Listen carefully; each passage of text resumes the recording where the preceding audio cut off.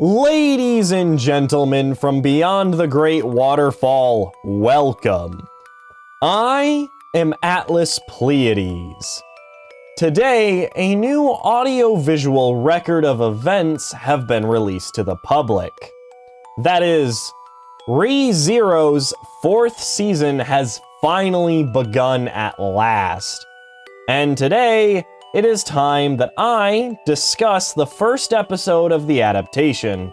But not only the first episode, today will be a two-part-esque special, as I'm a little late to the party to talk about the anime opening, which released, I would like to say, about a week or two ago.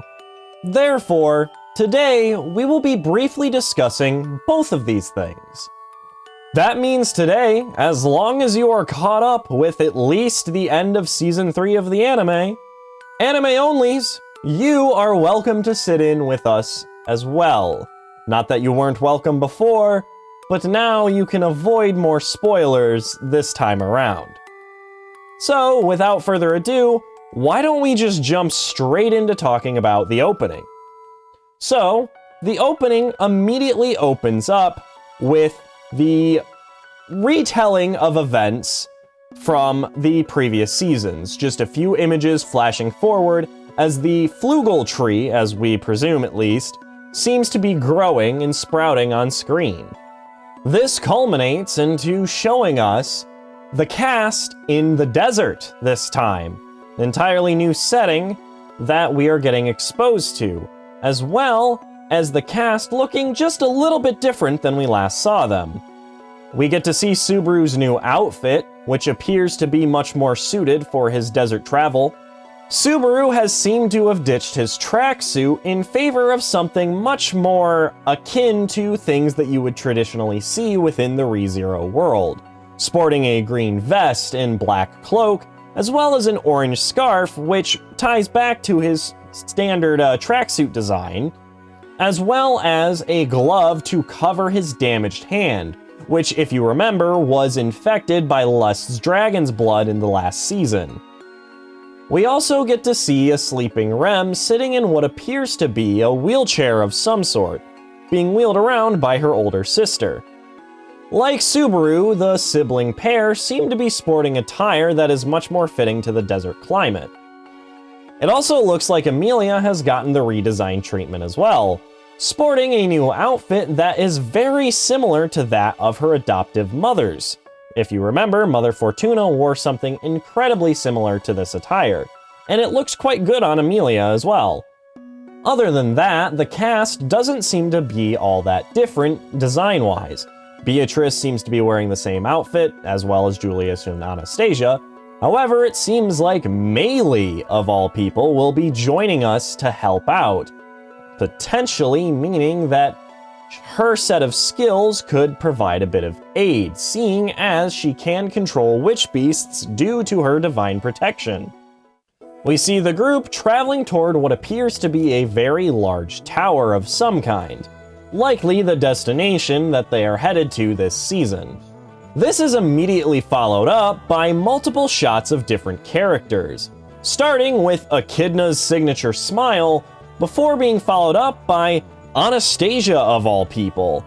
And then immediately after that is Beatrice, who seems to be putting Subaru back together in a fleshy sort of manner that looks really cool. This shot in particular I really like. It's animated quite well. Now, what could Anastasia have to do with Echidna? The only thing I can really point to that we know of currently, at least in the anime up to this point, is that Anastasia does refer to herself as a greedy gal. So, maybe that has some sort of connection to Echidna? Or maybe it's something else we are just not quite aware of yet. After all, in Season 3, a couple characters, mainly Priscilla and Al, seem to show a little bit of mistrust toward Anastasia, in Al's case specifically for using magic. So, we might get to see what that's all about during this season. That awesome shot of Subaru is immediately followed up by a very brief glimpse of Satella's eye before panning out to it actually being Emilia, and then showing off Julius before showing off the 3 gluttony triplets. We get a brief shot of Rem and Ram before we get to see Subaru falling down what appears to be from somewhere within the tower. Then it leads into this amazing shot of current Subaru trying to navigate this barren hellscape that is filled with iterations of him dying, each one being a prior death he's already gone through. As Subaru tries to navigate this hellscape, we get to witness all of these deaths slowly begin to paint the sky red, and the way that it is animated looks amazing. It's pretty much my favorite shot in all of the ReZero openings. I'm not even kidding. This is my favorite shot of all time. Yes, I know there's another shot that everybody's gonna love, and while I did like it, I'm not as in love with it as everybody else is, which of course we'll get to in a second. We see giant sandworms appear, and we get to witness the cast, mainly Julius and Rom, fight them briefly, before seeing a bird fly towards the tower that the characters seem to be traveling towards. Before getting to be briefly shown one of the new characters, someone seemingly very scantily clad, as well as a few coins, and then a shot of one of the other new characters that seem to be getting introduced this season, who has a very familiar shade of red hair. That character transitions to some sort of sword before we get to briefly see what looks to be a dragon. The only dragon so far in ReZero we've gotten to see is Capella. However, this dragon looks to be a bit more important, although I won't deny it looks really funky since for some reason in this opening this dragon is CGI, which is a little concerning for whenever this character might actually get introduced, if it's a character anyway. But yeah, I don't know how I feel about CGI Blue Dragon here. We get to see yet another cool shot, this time of Subaru seemingly looking at his own reflection, and as he reaches out to touch it, the reflection ripples, and then the image goes negative, which looks really cool, before transitioning to what looks like Subaru on the floor of a library of some kind, seemingly passed out or completely unconscious entirely, before it transitions to the scene that everybody has been freaking out over, the stair scene. Of course, if you know, you know, but I'm not gonna spoil that here. But yeah, ReZero LARPers in the community, and of course even people outside of the community, are very familiar with this scene. And I'm not gonna lie, it does look really cool.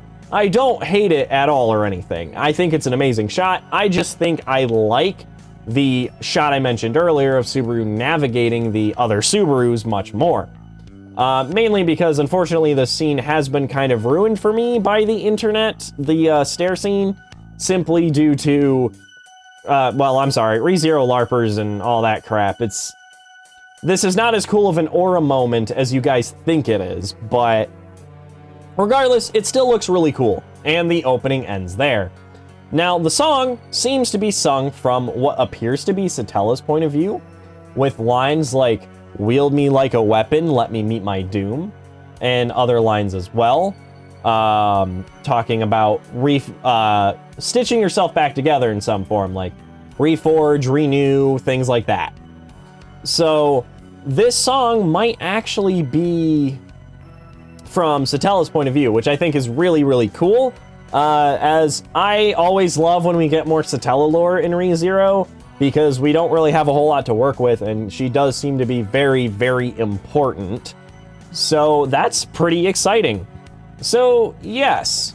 Oh, actually, I kind of forgot to mention as well is that I shouldn't have just said the opening just ends. The opening ends by a bunch of pages closing on a book. Kind of an easy thing to forget because that feels kind of generic, but knowing ReZero, especially after seeing Subaru having passed out in this library, as well as one of the trailers talking about something about books of the dead, that book that we're closing on might actually be more important than a traditional run-of-the-mill show would typically do for an opening. So, I guess I'll give my opinion on the opening. It's my favorite, let's be real. It's my favorite opening in all of ReZero. And I'm sure a little bit of recency bias is playing into that, but I think it is the best looking opening, not just from like a production standpoint, but from like a animation standpoint and from like a framing standpoint, what they are doing, especially having read ahead. The symbolism that is there for different scenes and knowing what they mean is really exciting for the future. And while I loved all of ReZero's openings, I think in particular my favorites either have to be the second opening from season 1, or really honestly both of season 1's openings are amazing. The first opening of season 2 I like, although I don't really remember off the top of my head the visuals. And I like season 3's, but season 3's definitely felt... I didn't like season 3's as much from a visual standpoint, not because it didn't look good, but because it definitely kind of seemed like it was lying to us a little bit. Same with the ending to an extent. Like, a good example is in the ending, Reinhard pulling out the dragon sword, and in the opening, Reinhard fighting Lust, which he just does not do in Arc 5 in Season 3 entirely. So, yeah, I'm gonna end the discussion of the opening there, because we're already 12 minutes in, and I haven't even touched the new episode that just came out today. As I'm recording this, the new episode came out today. So let's quickly jump into that now before I ramble too much longer here. All right, so let's talk about ReZero Season 4, Episode 1. Or as I like to call it, ReZero Season 3, Episode 17, because honestly, most of this episode was content from the end of Season 3. Adapting what was left, essentially, of Volume 20 of the light novel, which would be the ending to Arc 5. So first we get to see Subaru and Julius basically discussing how nobody remembers Julius. If you remember at the very end of the last episode, back at the end of Season 3, the last thing we ended on was Julius being forgotten. And it seems that not only Amelia has forgotten him, but everyone has. And they basically discuss the effects of gluttony and how, while Rem was completely comatose and Krush had lost her memories, Julius seems to be a new variant of victim, which just seems to be that his name has been forgotten and all of his titles. This is a big deal for Julius as well, of course, because Julius was Julius is a very well-known knight in Lagunica, known as the finest of knights. That is his title, and he carries that title and his achievements very close to his heart. He is very proud of them and is very proud of being the son of his father as well. So for Julius, this is a pretty devastating blow. He has essentially gone back to being Julie from episode 1, which, while he did enjoy that in the moment, back in episode 1, now everything has been stripped from him, including even his own royal candidate not remembering him. So that is a very big deal and very bad for Julius. So Anastasia suggests a solution to fix everybody's problems. One that could fix the gluttony victims, but as well as those that were victims to lust. Anastasia suggests that a group of people go and visit Shala, the great sage and one of the 3 heroes, who currently resides in the Pleiades Watchtower within the Augria Sand Dunes. It seems that the desert that we saw in the opening, as well as the tower, would be that Pleiades Watchtower within the Augria Sand Dunes. This tower seems to be quite important as well, as not only does the sage, who apparently can see everything and everything that will be in the future, not only does that sage reside there, but that tower was built to guard the sealed Witch of Envy, aka Satella. So, this seems to be a very important location, meaning this season is gonna be gearing up for what will likely be some massive lore drops, which is something that I am looking forward to, and I hope you all are as well. Moving on, the group seems to be traveling without some of their party. It seems that Otto and Garfield are staying behind, and specifically, Otto is talking with Reinhard at the current moment, and Reinhard specifically mentions that even he, Reinhard of all people, couldn't reach the Pleiades watchtower. Reinhard attempted to visit the tower for answers during the time when the Lagunican royal family all got ill. So, Reinhard traveled to the tower, and no matter how many times he traveled there, or rather, no matter how hard he tried, it seemed like the tower never got closer, which means that it seems to have some sort of magical barrier preventing others from getting close. Reinhard is also staying behind as well within Pristella, as he, alongside Felt and seemingly her camp, will be escorting the newly captured Archbishop of Wrath to the Lagunican royal capital, where she will be imprisoned and likely further interrogated as well. Also, it is worth noting that Otto does mention that the Agria Sand Dunes is a massive den for witch beasts. So, my prior theory in the opening does seem to potentially be correct, as they will likely need Melee's divine protection to get them through the sand dunes. We get a brief shot of a hesitant Garfield visiting his mom's house, about to knock on the door, and Mimi gives him a brief look to reassure him. Then it cuts to the current crew at night in the forest somewhere, setting up camp, or rather having already set up camp at a campfire. Amelia takes Beatrice to go inside to sleep, and Julius is not far behind as well, also taking a brief sleep within the carriage. So, Subaru and Anastasia have a little chat amongst the campfire all by themselves, and Subaru is quick to immediately call Anastasia out on her bullshit. She's been lying this entire time, and that she isn't actually Anastasia Hoshin. So, it seems that Al and Priscilla were directly on the money. Anastasia, not wanting to pick a fight, but rather just immediately opening up, explains how she isn't Anastasia. No, she is someone that goes by the name of Echidna, which, of course, Subaru reacts quite negatively to. Although, this Echidna seems to reassure us that she has no bad intentions. In fact, what she is an artificial spirit, no different than Beatrice, with no real memory of who she is or any idea of where she came from.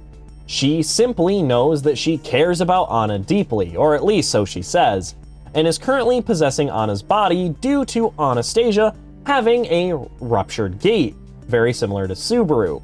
Or rather, more so, her gate is just defective entirely, which would put her at risk of using things like magic, which is something that Al called out in Season 3. Anastasia should not be able to use magic. So, this seems to explain that.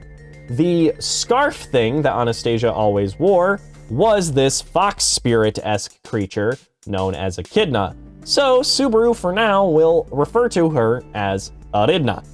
Of course, he doesn't fully trust her yet, but he does not want to discuss anything with the group. Echidna, or I should say Aridna, wants to go to the Pleiades watchtower because Anastasia isn't coming out, or coming back to consciousness. She basically, Aridna cannot stop possessing Anastasia, and so she actually is going to the tower to search for answers. So it seems like just about everybody in this group has a bit of stake in this little game of heading to the tower. Subaru does not want to distress the others though, because Julius is already having a bad time, and we don't really want to cancel this mission anyway, because he has his own reasons, of course, going to the tower, because of course he's going to want to wake up Rem. So, we return to the Roswell mansion briefly to collect Rem. At the mansion, we have a very brief scene of essentially a small recap of why are they going to the tower, and what the purpose of their adventure seems to serve, as well as just a little bit of character banter that I could take or leave. This particular scene I'll explain more about why I dislike by the end of this discussion, when we start talking about a little bit of the cut content, but I do not like the little girl user joke done here. I I don't like it anytime it comes up. It's not funny. The Lollymancer thing has never been funny. I just no. Just no.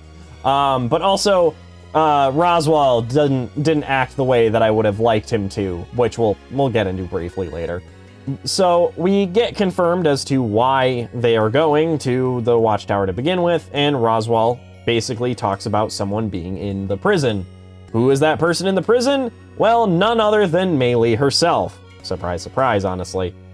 Seems that Maylee has been in the Amelia camp's care ever since the events of Arc 4. We didn't get to see Maylee at all, I believe, during Season 3, so it's nice to see her back.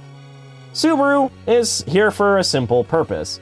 While Maylee is playing with her dolls, he shows up, and Subaru basically asks, hey, can you come to the Agria Sand Dunes with us? We kinda need your divine protection, like I theorized in the opening segment bit. And she, surprisingly, says yes, and rather quickly at that. She doesn't seem to have a problem with it, seeing as she kinda wants to get outside, even though that kinda surprises Subaru, seeing as she didn't want to go outside for the longest time, afraid of someone called Mama, basically finding her. This is the first time that Mama gets mentioned within ReZero's anime, aside from, I swear there was a moment in Season 2 where Elsa mentions her, but I could be misremembering, so someone in the comments tell me. I'm curious if I'm right or wrong right now. But yeah, the discussion with Maylee was very brief, but fruitful. It seems like she will be traveling with our group after all to help out among the travels. We then get a really nice scene between Subaru and Julius. Julius seems to be not doing so well, surprise, surprise, but he asks Subaru, or more so makes a statement of not knowing which is more painful, being forgotten or forgetting someone. As not only has Julius lost his name, but it seems that Joshua, his younger brother, has suffered the same fate as Rem. Although it's not verbally confirmed to us, it seems to be hinted at based on the bits and pieces that we've seen throughout Season 3 and Season 4, unless I'm misremembering a scene from Season 3 where they do actively confirm it, but I don't think they actually ever did. I don't think they ever directly stated that he was a gluttony victim.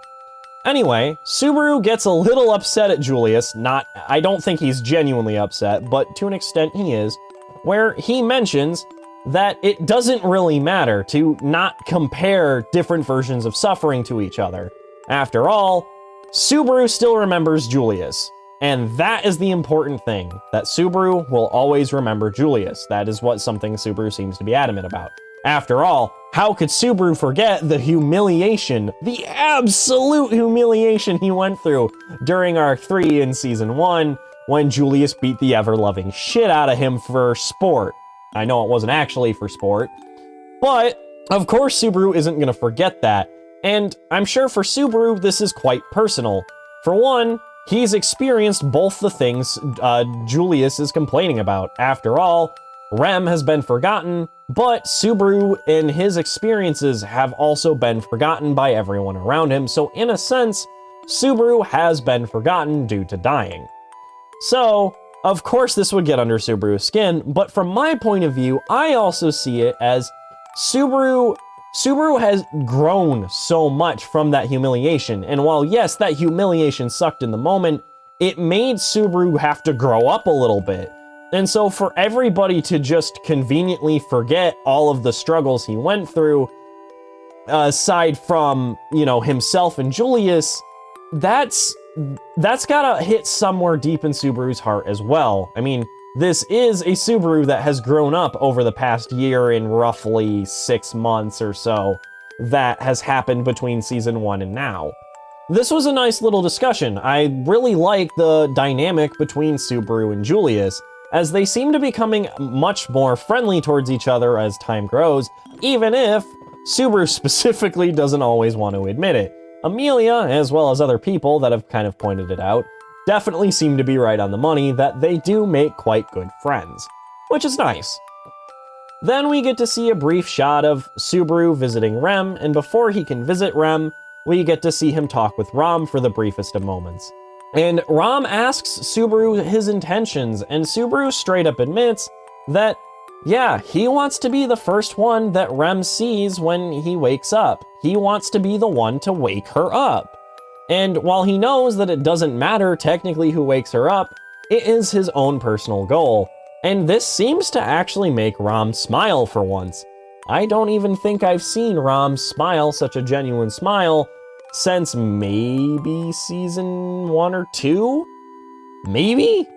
I mean, at the very least, we know these smiles from her are quite rare, so it was nice to see. It seems that she approves of Barasu at the current moment in time.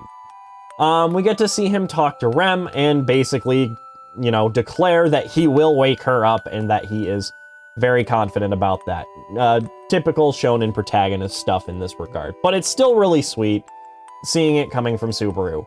And there, the episode pretty much ends. Except for, actually, surprisingly, at least to my own surprise, it didn't end there. Nope, instead, we got one of the mini side stories that was in one of the light novel volumes, which I think was volume 21, which was Gorgeous Tiger Reloaded, which shows Garfield talking with his mom for a bit.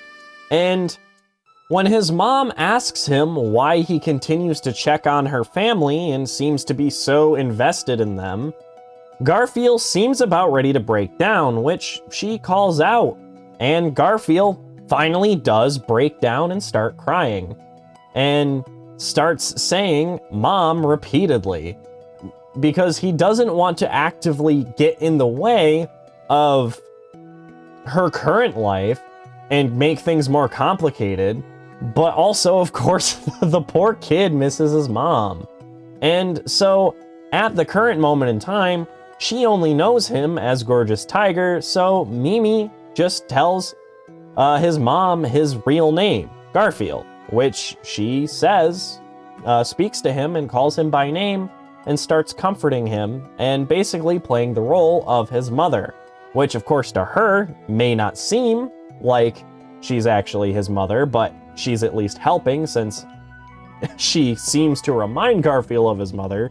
But of course we know that she actually is his mother. So for Garfield, this is a huge moment that the poor kid really, really needed. After all, his time in the sanctuary made him quite bitter, and though his feelings about his mom were so complicated and so rough, especially after losing her and not really getting to have any of her motherly love growing up. So it was really, really sweet to see Garfield finally get a little bit of comfort from his own mother. And then, as they get outside, we finally get to actually directly see the kids' names. Even though I could have swore they were mentioned in season 3, Garfield's mom calls the two by their real names, which the older sister is called Raphael, while the younger brother is called Fred. Essentially in inverse of Frederica and Garfield, in terms of which name belongs to which sibling. And this makes Garfield laugh, likely as he realizes that those names were always within his mom's heart. Even though his mom lost her memories, she still deep, deep down has a little bit of memory of them, which is likely quite a feel-good moment for Garfield. And that is where the episode actually ends. And, yeah, what do I think of episode 1 of season 4 so far? It's mixed. It's mixed. And not necessarily in a bad way. Honestly, the episode itself, there isn't that much wrong with it. The only problems I have on an adaptation standpoint, really, is that one particular scene I mentioned, which was at the manor. It's not actually Roswell's, it belongs to the Anna Rose family, which was mentioned in season 3, since, it burned down in season 2. But I really don't like how that scene was animated for 2 reasons. The little girl user joke, I am not a fan of. I don't like the kitty shit. I don't like any of that weird shit that in ReZero. That is something that just bothers the hell out of me, and I would like it removed, if anything. And I wish the anime would just straight up cut it personally, but it is what it is. I've gotten used to just turning my brain off and ignoring it when it comes up. But my other issue is with Roswaal in that scene. In the light novel, which this isn't really a spoiler, this is just cut content that can be brought up now, Roswaal was just straight up antagonistic during the entire interaction, rather than very seemingly amicable here for some reason. I don't understand. Like, that was something I was looking forward to seeing, because I love when Roswaal is a little shit, because he's a fucking little shit, and I remember specifically when I read the web novel of Arc 6 for the first time, which was back a couple years ago now for me, that seeing Roswaal antagonize Julius, because he antagonizes both Julius and Subaru, I believe, and Amelia, like all three of them, for different reasons, but basically Roswaal in the light novel and in the web novel basically antagonized Julius specifically for his motivations and why he's going to the Watchtower and stuff. And I really liked it a lot. Specifically, like, Julius and Roswaal's banter with each other were done really well. And if I remember correctly, Subaru does stand up for Julius a little bit, which then gets Roswaal. It gets Roswaal to then turn on Subaru and question his motivations, and then snap at Amelia, who defends Subaru, if I remember the order of events. And then Roswaal is like, well, if Rem wakes up, she's gonna take Subaru from you, essentially, and you won't be his number one anymore. And Amelia basically is just like, no, I'm gonna work as hard as I can, and I will work extra hard if I have to become Subaru's number one. And all in all, just the character development from everybody there was done really well. So that is the only issue I actively have with the episode itself. Everything else, I absolutely loved. I was quite nervous, actually, about the adaptation as a whole and how they framed things. Season 3 did not allow scenes to breathe very much and didn't have very interesting framing. This is mainly stuff that Asaratha, I've mentioned him, I think, a couple times now in my YouTube videos because of him being one of the few main ReZero content creators that exist at all. He's kind of pointed out how Season 3, specifically its adaptation, was kind of blander.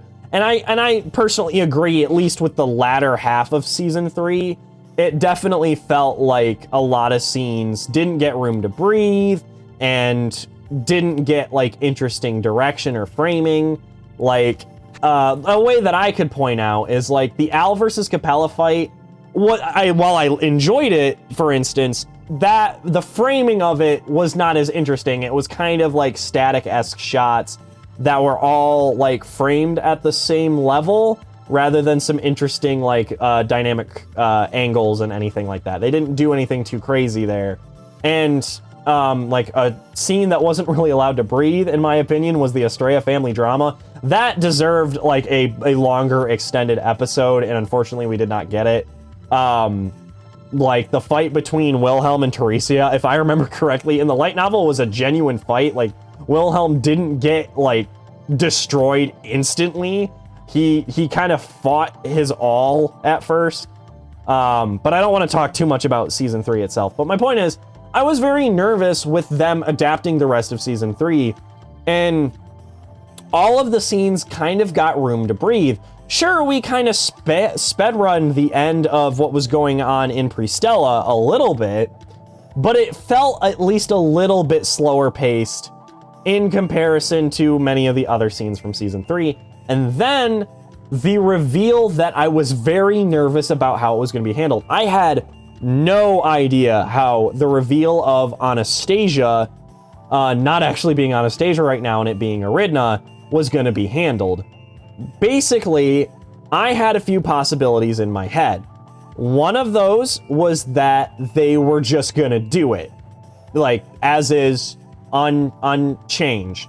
Which would have been fine, but I felt like it would have made the episode drag out a little bit too long.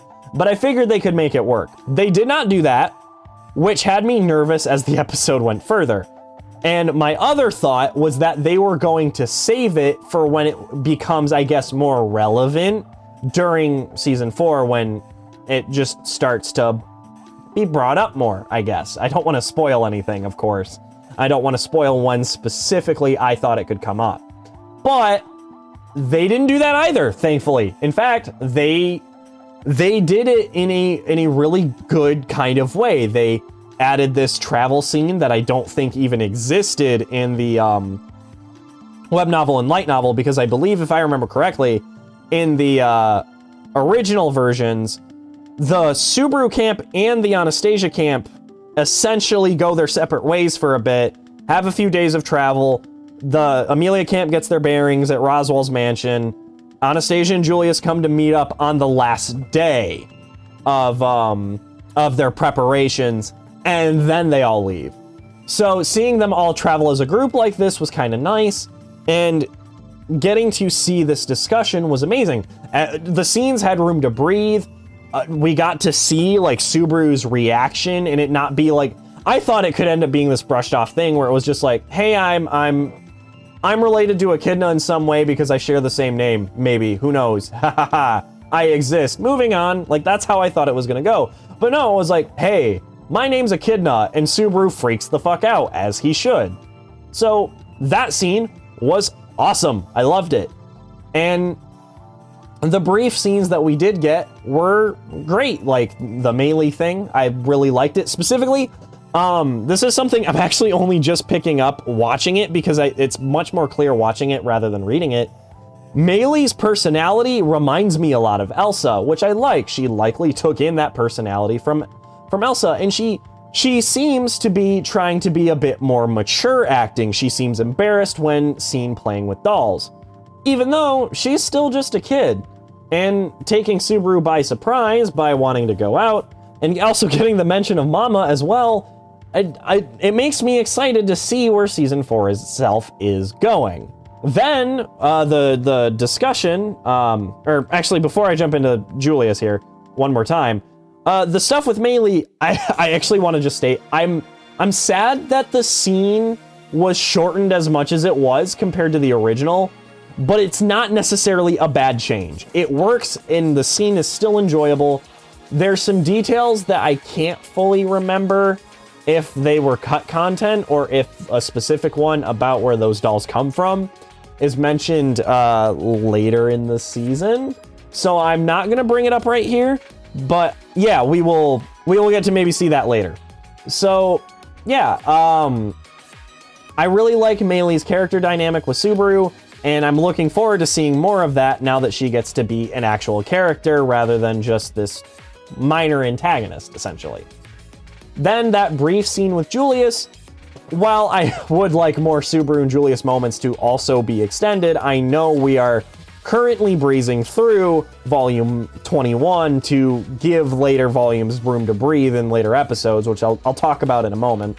But the little bit we did get of Julius and Subaru talking together, I absolutely loved.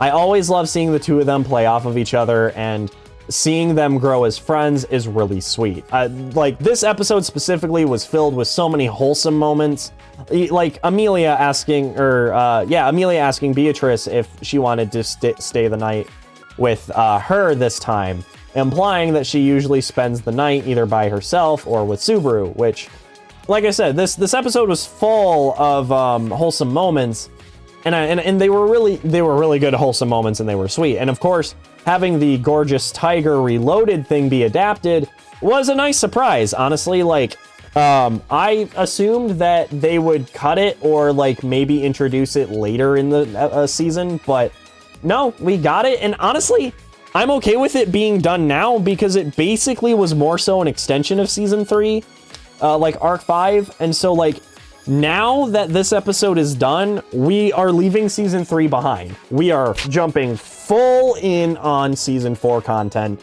and arc 6 content. However, I'm going to explain why I said this was a bit of a mixed bag for me. And it's more so what concerns it brings for episode 2. Only for episode 2. So, from my understanding, we are getting 19 episodes of ReZero. From what I was told, or like learned online and stuff through leaks and other information, and those that saw the episodes early, the first 2 episodes are speed running the hell through volume 21. By the way, arc 6 in season 4, what that content should be covering is volumes 21 through 25, so 5 volumes. And we are speedrunning the first volume in 2 episodes, which would give 17 episodes to the other 4. That's fine. I was okay with that. There are stuff that I already know gets cut from episode 2 that I'm not happy is getting cut, but it is what it is for right now. I'm not going to bring that up until it's relevant next week. But I am a bit nervous with how much content was season 3 oriented in this episode, of just how rushed the next episode's going to end up feeling. Especially with certain scenes that I feel like are going to need time to breathe. I don't fully have confidence we're going to get that adaptation that we want. I think in the long run, it's still for the best. If this is how they have to do it, this is where you would want to do it. The first volume, because later volumes are going to be bigger and better, obviously, as the arc goes on. But we got 3 or 4 scenes, depending on how you want to look at it, that are actual season 4 content. Because literally the first half of the episode is stuff that was entirely from season 3. And if you want to consider Gorgeous Tiger Reloaded as like season 3 content because of like where in the timeline it would take place, with it still being in Pristella and being Garfield's mom, and being kind of disconnected from the rest of the crew and what they're doing, we really only got 3 scenes that are season 4 content related, which was the Roswell Mansion stuff transitioning into Maylee's, like asking Maylee to go with them to the sand dunes, the scene with Julius and Subaru talking, and the scene with like Rem and Ram talking and Subaru declaring that he's going to wake up Rem.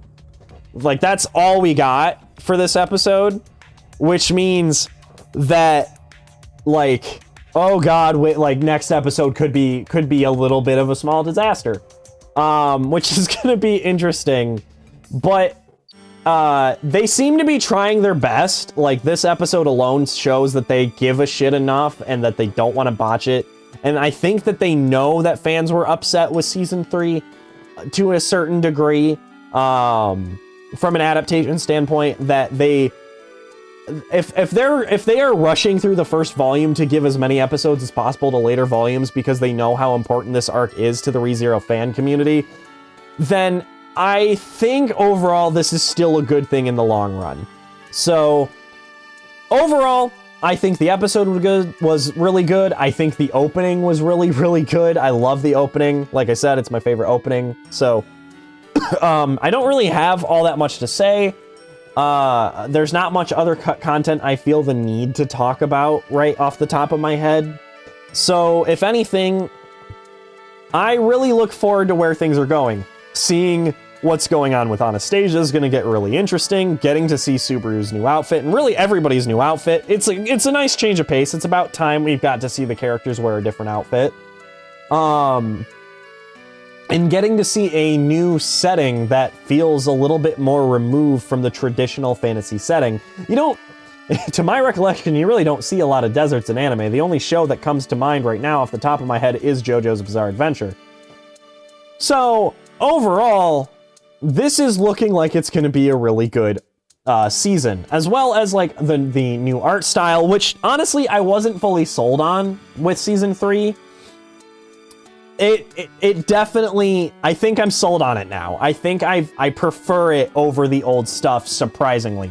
I honestly did not like the art style in season 3, aside from the lighting. Like, I will say, the lighting is god tier. I don't know what they did. Like, I don't know what techniques they're doing to make lighting look as good as it does. But I can't think of another show that lights scenes the way that White Fox is lighting ReZero season 3 and 4. Which I loved in season 3, specifically, like, the sunsets look a lot prettier, and because, like, anime has that very specific sunset look when you see most shows with sunsets, and even ReZero's earlier seasons have that look, whereas season 3's, it feels like, the best comparison I can make is like to ray tracing to regular lighting in games, even though that's not even remotely close of an actual equivalent. But my point is I love how they've been doing lighting, and I feel like they're doing even better now with it than they even did in season 3, and they have completely sold me on the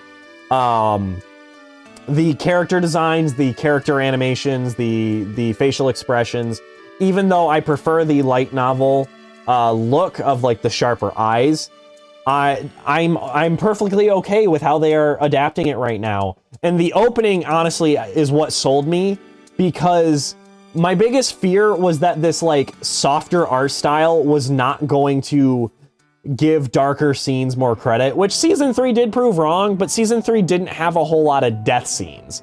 Subaru died 3 times last season, if you remember. So it's nice to see that, yes, these darker scenes are doable. They do seem to want to frame things differently. I mean, we even saw that in the trailers. So yes, I'm gonna stop my rambling before I make this even more longer than it needs to be, since this was supposed to be just a brief video. A quick couple more things before I end off, which is not related to the anime discussion. First of all, what is related is I will continue to be doing this. Now that the opening and the episode is out of the way, we will just be focusing on each episode as they come along, and that's it. We won't be discussing anything else but that and a little bit of the cut content.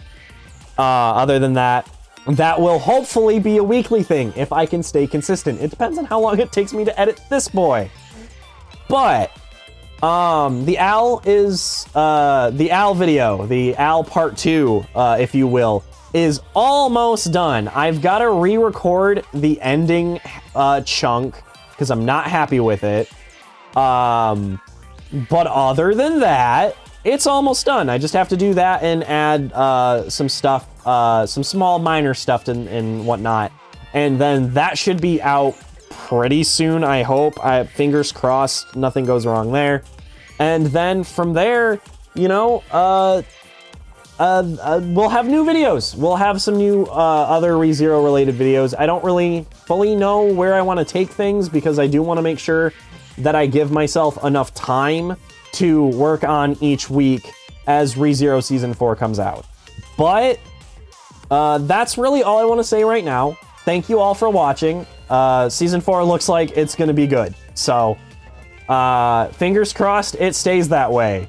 I look forward to talking to you next week when we get to see Season 2, and we will see how well that goes. So I will talk to you all later, and yeah, keep talking about ReZero, guys. Gotta love it. Bye.